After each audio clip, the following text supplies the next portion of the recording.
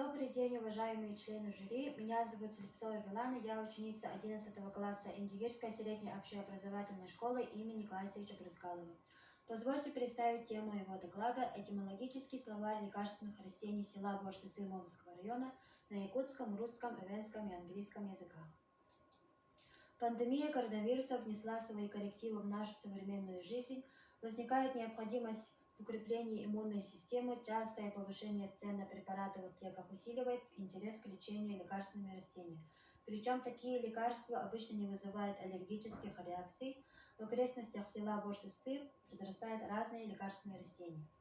Актуальность темы. Мы решили создать этимологический словарь лекарственных растений на якутском, русском, эвенском и английском языках, что позволит сохранить уникальные языковые особенности нашего села и раскроет интересные факты о лекарственных растениях.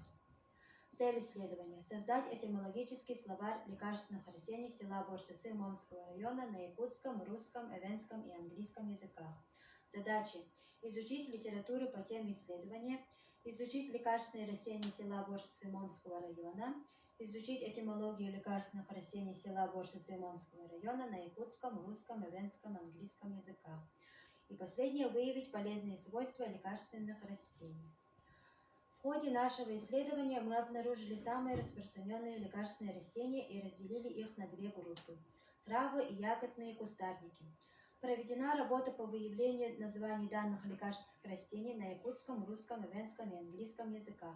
При переводе на эвенский язык мы столкнулись с некоторыми трудностями, отсутствие соответствующей литературы и словарей.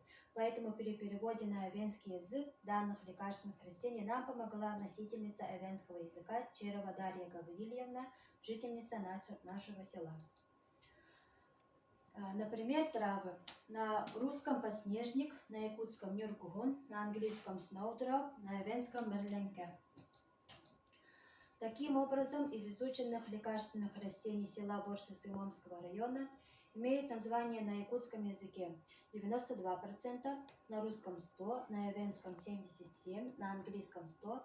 Была найдена этимология на якутском языке 77%, на русском 100%, на эвенском 0%, на английском 100%. Мы изучили, что лекарственные растения обладают полезными свойствами, которые могут помочь поддержать иммунитет организма человека в борьбе против коронавируса. Поэтому мы рекомендуем использовать данные лекарственные растения. Спасибо за внимание.